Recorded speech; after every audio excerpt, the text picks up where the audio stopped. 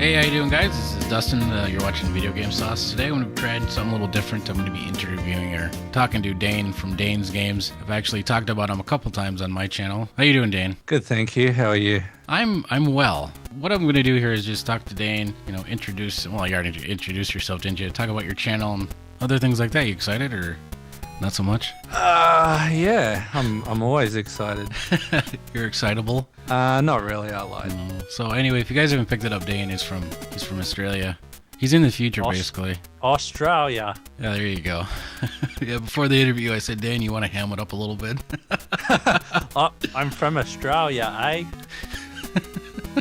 So anyway, Dane, for anybody who hasn't seen your channel, do you want to describe kind of what you do on your YouTube channel?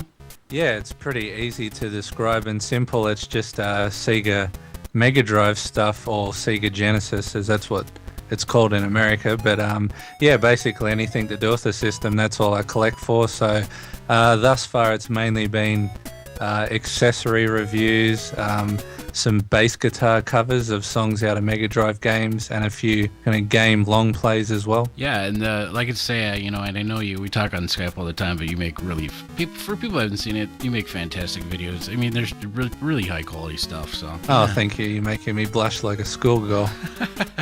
Well, I'm sort of a fan. I mean, I'll tell you, man, that video was great. Oh, man, it makes my videos look like a turd.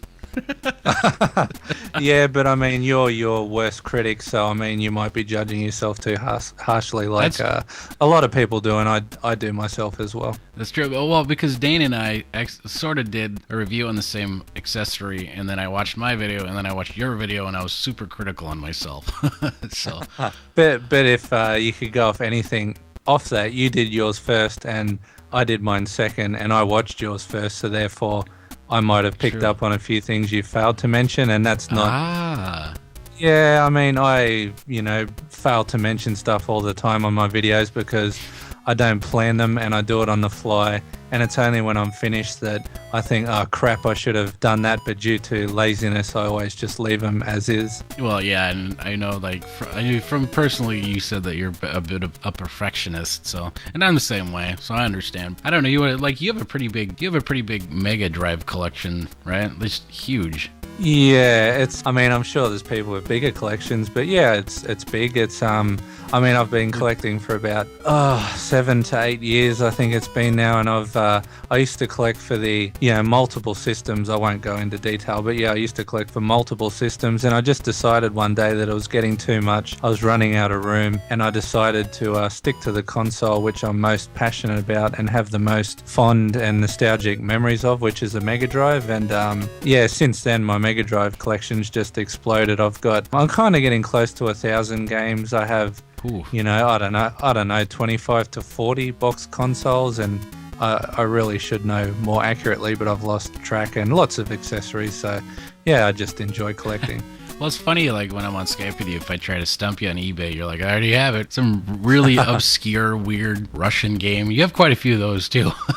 Yeah, that's one of the most videos that people have been requesting me to do, the Russian games, but I've been having so many problems with trying to record them, so I'm still trying to work that out, because those are really kind of weird games indeed. Yeah, well, and for anybody who's not aware, but basically the Russian games are ripped games and just the sprites changed, correct? Yeah, they're either a title screen hack or sprite hack, and the most game that I've had people inquire about or ask questions about is Metal Gear Solid, and I suppose it's a popular game. I'm not sure. I mean, I'm guessing by the amount of people that have asked about it, but all the game is Crackdown, and the only thing that they've changed is a title screen that says Metal Gear Solid, and whilst you're in the gameplay, the font or writing's in Russian, and the game's just Crackdown. That's it.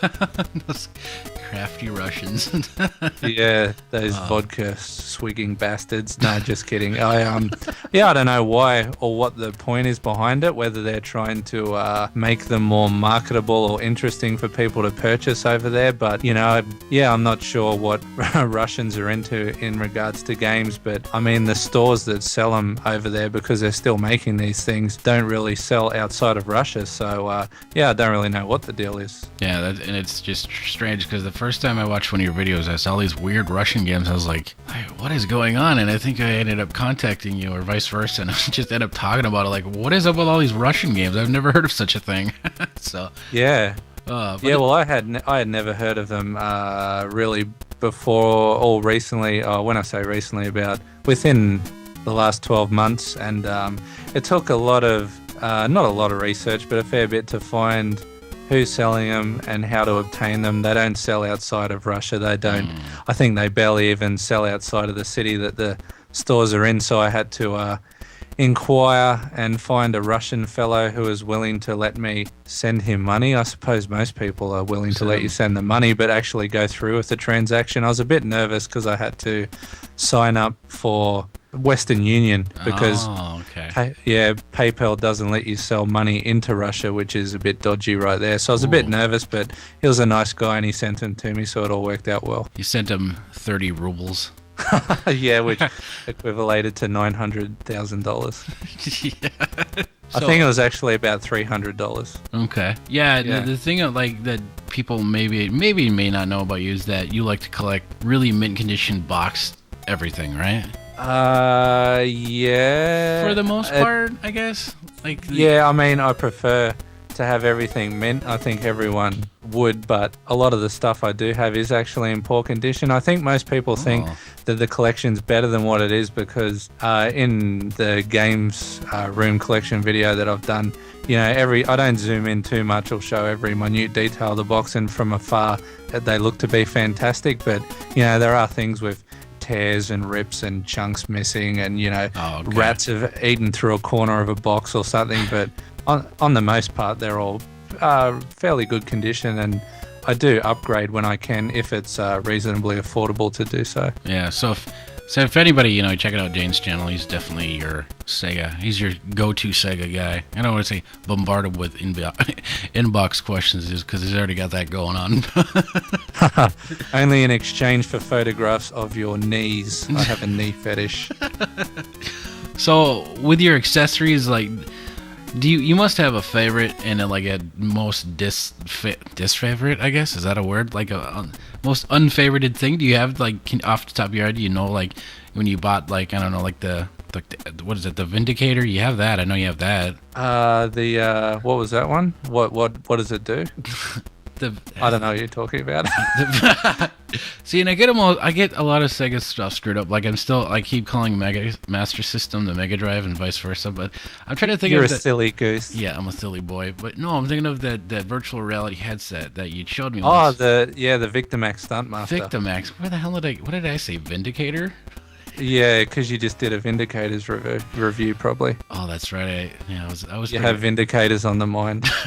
So what is... From all your accessories and stuff, what's your most favorite? What's your gem? Yeah, well, the best in regards to playability and what I enjoy using is I really love quickshot controllers. They have some bad ones, but they sure do have some great ones. I really like the Aviator 3, which I've done a video on, and probably my favorite quickshot controller, which I haven't done a video on yet, is the Intruder 3, which is a flight stick. My favorite in regards to just having it in the collection, I suppose when you're talking about that, you're talking about, value or how hard it is to get. And I'm not into buying games as an investment, but probably the factory sealed Victimax Stuntmaster, but I will open it for the video when I do so it won't be factory sealed anymore. It'll be very special for everybody involved. Yeah. I mean, I can't even guess how many years that thing has been sealed and, just waiting for you to open it up just to put it up on YouTube. I think that's pretty cool.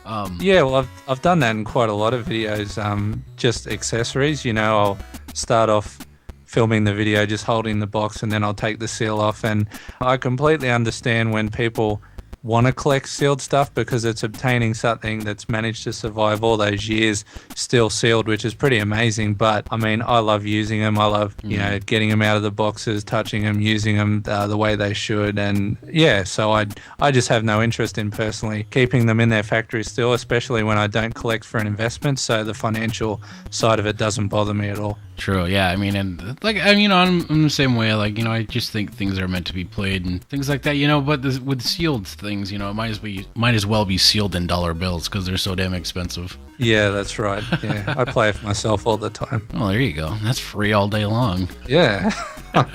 So what's like the opposite? Do you have an accessory that you bought you were looking forward to that just really was horrible? Yeah, probably a recent one, which was the Total Control. If anyone's seen the Game Handler video, it's a controller, like a joystick, but there's no bottom of it. It's just the stick. It's kind of like you're holding a dildo in your hand with buttons, and the D-pad, well, there is no physical D-pad, but the joystick itself is the D-pad. So you hold this thing in your hand and just move it around, and it's supposed to have some kind of mechanism in it which reads the angle that it's tilted on and uses that, as the D-pad. But the Game Handler was okay, but then I bought this thing called the Total Control, which is the same thing but made by another company, and it just didn't work at all, and it was shit. Yeah, but it's still interesting nonetheless. It was the complete opposite in every single word of the sense of Total Control. Yeah, that's it. And they said it's supposed to be a step closer to virtual reality, and it was the opposite. It was a step closer to the trash can. I watched that video. I was like, oh, I think the crappiest controller I've got is the Activator. No, not Activator. What's that thing that's a large octagon that you stand in? I thought it was the Activator. Yeah. Oh, wait a sec. I've got eBay open right now, as I usually do. Purchase history. Because I just, the Activator. I haven't used it yet, and I haven't done a video on it yet, but I assume that it's going to be the shittiest thing that I've ever tried. But I look forward to it. Yeah, because I've seen videos, like old videos where people were demoing it on Home Shopping Network or something. They were playing some boxing game, just swinging their arms, and even then, it looked like it didn't work. Like, it looks like the Power Glove, but in a ring.